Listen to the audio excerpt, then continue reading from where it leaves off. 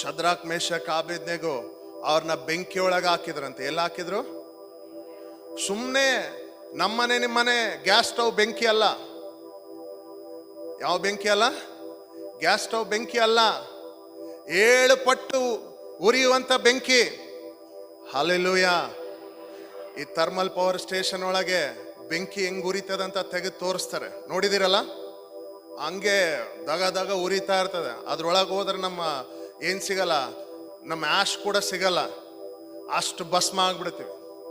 ಅಷ್ಟು ಬೆಂಕಿ ಒಳಗೆ ಶದ್ರಾಕ್ ಮೇಷಕ್ ಆಬೇದ್ನೆಗೋ ಅವ್ರನ್ನ ಹಾಕ್ಬಿಟ್ರಂತೆ.